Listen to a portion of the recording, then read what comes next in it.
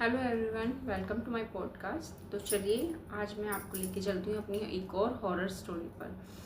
तो आपने कभी सोचा है, जैसे अब कभी भी हॉन्टेड प्लेस पर एक्सप्लोर करने के लिए जाते हैं तो आपको वहाँ पे सुपर नेचुरल एंटिटीज़ काफ़ी मिल जाती हैं। बट आपने कभी ये चीज़ सोची है कि आप मंदिर में जाओ भगवान के दर्शन के लिए, पर आपका सामना भगवान से ना हो के किसी सुपर नेचुरल एंटिटी से हो जाए? तो ऐसी ही ये कहानी। तो ये तो ना तो ही मेहंदीपुर बालाजी मंदिर है, ना ही माँ कामाख्या देवी मंदिर है। तो जानना चाहते हो ये कौन सा मंदिर है? ये है कोदनगुल्लूर मंदिर, केरला में स्थित है। तो क्या होता है, एक दंपति होती है, एक हस्बैंड वाइफ होते हैं, वो अपने हनीमून के लिए ट्रिप प्लान करते हैं केरला की। तो वो केरला में 2-3 डेस्टिनेशंस फाइनल करते हैं कि हम यहाँ यहाँ घूमेंगे। तो उनका जो एंड का डेस्टिनेशन होता है वो होता है कोदनगुल्लूर मंदिर। वो उस मंदिर में जाते हैं।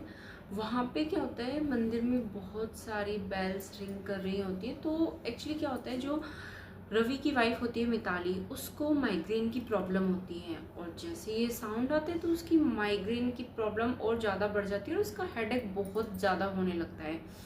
तो वो जैसे ही मंदिर में एंट्री करती है, वो बेल्स की साउंड से उसका सर बहुत तेज़ दर्द करने लगता है। वो रवि को बोलती है कि यार मैं यहाँ पे नहीं खड़ी रह पाऊँगी, मुझे यहाँ से कहीं दूर जाना पड़ेगा जहाँ पे मैं ये आवाज़ें ना सुन पाऊँ, क्योंकि मेरा सर बहुत तेज़ दर्द कर रहा है। तो रवि कहता है ठीक है, तुम एक काम करो, तुम जाओ आराम करो, मैं मंदिर में दर्शन करके आता हूँ और तुम्हें वापसी में ले लूँगा। तो वो कहती है ठीक है। तो ऐसे क्या होता है, वो घूमते घूमते मंदिर के ऐसे एरिया में जाती है जहाँ पे एटलीस्ट मतलब उन बेल्स की आवाज़ ना आ रही हो, ताकि उसको थोड़ा रिलैक्स फील हो सके। तो वो घूमते घूमते क्या होती है, मंदिर के पीछे वाले हिस्से में चली जाती है, जहाँ पे मतलब कोई आता जाता नहीं था इतना, एकदम सुनसान एरिया था। वहाँ पे ना बेल की आवाज़ आती ना कुछ, बिल्कुल शांत माहौल था। उस शांत माहौल में बढ़ते बढ़ते आगे की तरफ बढ़ते बढ़ते उसको एक पीपल का पेड़ दिखाई देता है। उस पीपल के पेड़ के चारों तरफ एक चबूतरा बना होता है, जिस पे मतलब बैठने के लिए जगह होती है। तो वो क्या होता है, उस चबूतरे पे आराम से बैठ जाती है और वहाँ पे उसको कोई आवाज़ नहीं सुनाई देती। तो वहाँ पे वो डीप ब्रीथिंग करना स्टार्ट कर देती है, ताकि उसको थोड़ा सा रिलैक्स फील हो। फिर उसके बाद जैसे ही उसकी आंखें खुलती हैं तो वो देखती है कि उस पीपल के पेड़ में बहुत सारी कीलें गड़ी हुई हैं। फिर उसमें से क्या होता है, एक कील होती है ना, थोड़ी सी बाहर आई हुई होती है। तो अब वो उस कील को देखती है और सोचती है कि बाकी सारी कीलें तो अंदर है, बट यही कील बाहर क्यों है। तो वो उसको ऐसे अंदर करने की कोशिश करती है, बट उसके हिलाने की वजह से क्या होता है, वो कील बाहर आके गिर जाती है। फिर उधर क्या होता है, आरती खत्म हो जाती है। रवि बाहर आता है, मंदिर के बाहर आता है, अपनी वाइफ मिताली को ढूंढता है, बट उसको मिताली कहीं नज़र नहीं आती है। फिर उसको इतना आइडिया होता है कि भाई मिताली वहाँ होगी जहाँ पे मंदिर की घंटियों की आवाज़ नहीं आ रही होगी, या मतलब जो शांत वातावरण होगा। तो अल्टीमेटली वो ढूंढते ढूंढते मिताली को उसी जगह पर पहुँच जाता है जहाँ पे मिताली बैठी होती है। तो जब वो उस जगह पर जाता है, वहाँ पर वो मिताली को देखता है, तो वो एक सेकंड के लिए थोड़ा अलग फील करता है, क्योंकि मिताली के जो बैठने का पोस्चर था वो थोड़ा सा डिफरेंट था। वो मतलब उसका एक पैर नीचे था, एक पैर चबूतरे के ऊपर था, और सर बिल्कुल नीचे, और बाल ऐसे नीचे झूम रहे थे, और एक पैर नीचे उसको हिला रही थी, जैसे वो धरती पर मतलब कुछ लिखना चाह रही हो। तो वो उसके पास जाता है, उसको बोलता है मिताली। वो कोई रिस्पॉन्स नहीं देती। वो 2-3 बार आवाज़ लगाता है मिताली मिताली, बट वो कोई भी रिस्पॉन्स रवि को नहीं देती है।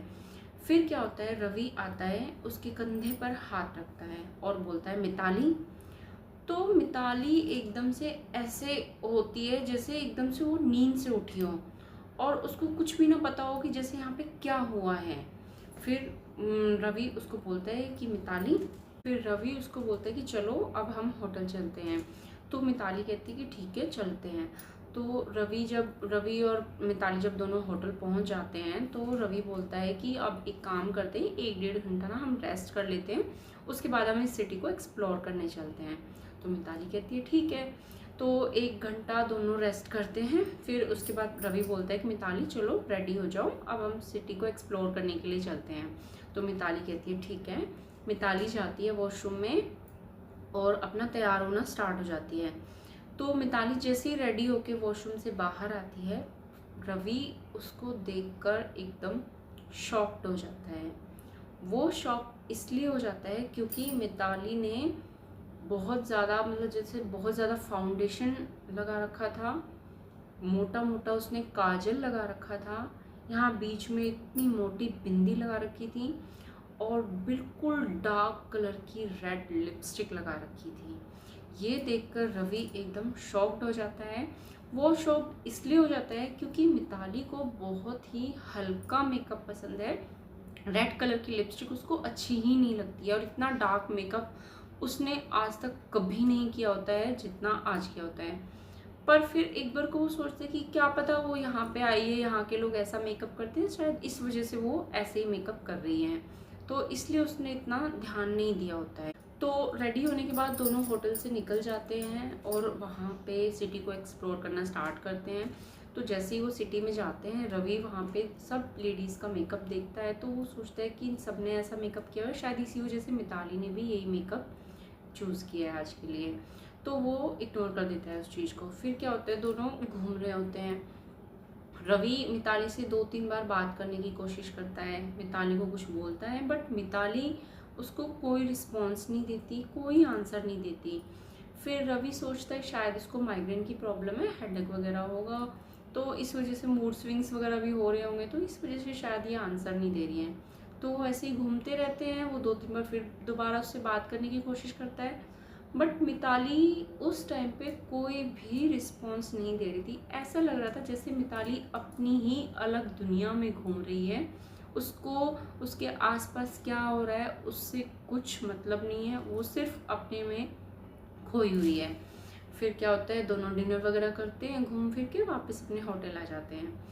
होटल आने के बाद रवि एक बार फिर दोबारा मिताली से बात करने की कोशिश करता है, बट सामने से देखता है तो मिताली फिर से उसको कोई रिस्पॉन्स नहीं करती।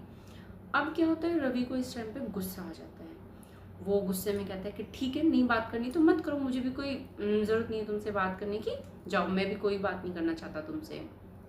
इतनी बात होती है, रवि वॉशरूम में जाता है, फ्रेश होता है और अपना बेड पे लेट के फ़ोन वगैरह चलाने लग जाता है। फिर रवि के वॉशरूम से आने के बाद मिताली वॉशरूम में जाती है। तो मिताली जब वॉशरूम में जाती है, मिताली के वॉशरूम में जाने के आधे घंटे तक तो बिल्कुल सन्नाटा होता है।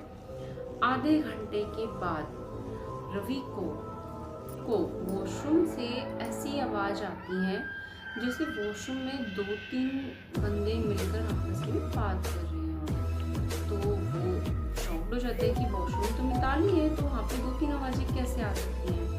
फिर वो खड़ा होता है, वो बाथरूम की तरफ जैसे ही जाता है तो बाथरूम के गेट पे खड़ा होके वो जैसे ही मिताली को देखता है वो बहुत डर जाता है, क्योंकि मिताली उस टाइम पर शीशे में अपने आप को देख रही थी। उसकी आंखें बहुत बड़ी हो गई थी और चेहरा एकदम चमक रहा था और अपने आप को ऐसे ऐसे मतलब छू कर देख रही थी। और मलयाली में पता नहीं कुछ बोल रही थी जो रवि को समझ में नहीं आ रहा था। तो रवि ने मिताली को आवाज़ लगाई, मिताली।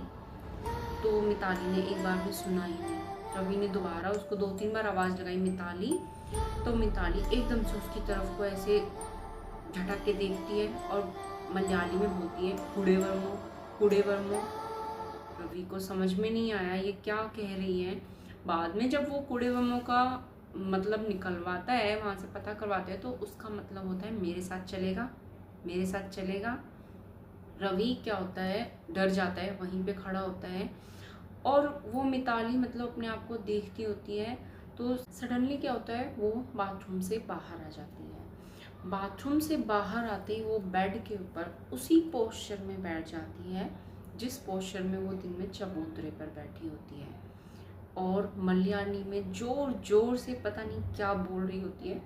रवि ये सब देख के डर जाता है। मिताली की आवाज़ इतनी तेज़ होती है कि होटल के जो आस पास का स्टाफ था वो नॉक करके आता है और रवि से पूछता है कि सर क्या हुआ, कोई प्रॉब्लम है, ये आवाज़ें कैसी आ रही हैं।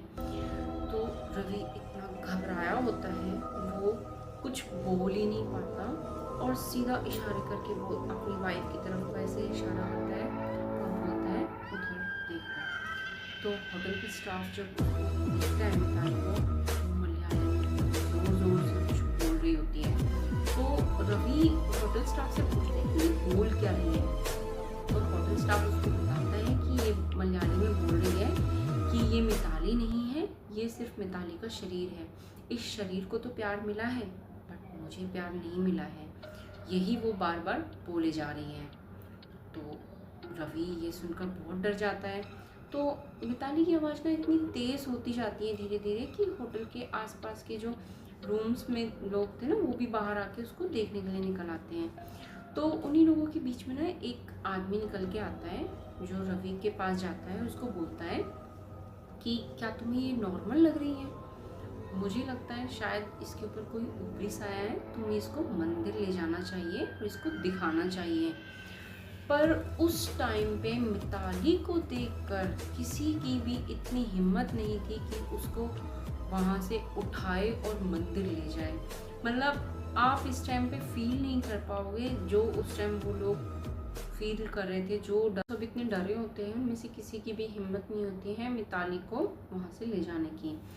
इवन रवि खुद इतना डरा हुआ होता है कि वो कोशिश भी नहीं कर पाता कि वो मिताली के पास जाए, क्योंकि मिताली की आंखें इतनी बड़ी बड़ी हुई होती हैं उस टाइम पे और वो सबको, जितने भी लोग वहाँ खड़े हुए थे, उनको घूर रही होती है जैसे मौत उसकी आंखों में नाच रही हो, वो सबको मार देगी।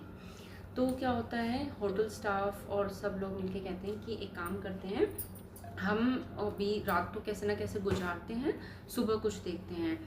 तो रवि क्या करता है, मतलब रूम का जो लॉक कर देता है डोर को और बाहर गद्दा बिछा के सो जाता है। फिर जब वो सुबह उठता है, रूम खोल के देखता है तो मिताली अपने बेड पे सो रही होती है। तो रवि जैसे ही अंदर जाता है और उसको देखता है तो मिताली बेड पे सो रही होती है। तो वो मिताली को उठाता है, मिताली उठती है। तो मिताली जैसे ही अपना फेस देखती है वो डर जाती, कहती ये इतना डार्क मेकअप कैसे है मेरे फेस पे। तो रवि उसको कुछ नहीं बताता है। रवि कहता है कि अरे यार, हम कल रात को घूम रहे थे ना, तो किसी फंक्शन में गए थे तो वहाँ के लोगों ने तुम्हारा मेकअप कर दिया था। वो उसको कुछ नहीं बताता है। फिर क्या होता है, रवि बोलता है कि चलो अब हम जल्दी रेडी हो जाते हैं, हमें एक और मंदिर जाना है। वो कहती है ठीक है ओके। तो मिताली रेडी हो जाती है, रवि भी रेडी हो जाता है। तो वो दोनों रेडी होके जाते हैं चट्टनिकाराय मंदिर। चट्टनिकाराय मंदिर केरला का एक बहुत ही प्राचीन मंदिर है, जहाँ पे जो सुपर नेचुरल एंटिटीज़ हैं उनसे फाइट की जाती है। मतलब किसी भी ब्लैक मैजिक किया हो या कुछ भी ऐसी प्रॉब्लम होती है तो उनका वहाँ पे निवारण किया जाता है। तो रवि और मिताली जल्दी से रेडी होके उस मंदिर पे पहुँच जाते हैं। तो जैसे ही मंदिर के सामने मिताली पहुँचती है, मिताली अंदर कदम नहीं रखती है। रवि उसको बोलता है कि चलो मिताली, हमें अंदर जाना है। मिताली कहती है मैं अंदर नहीं जाऊँगी, वो वहीं पे खड़ी रहती है।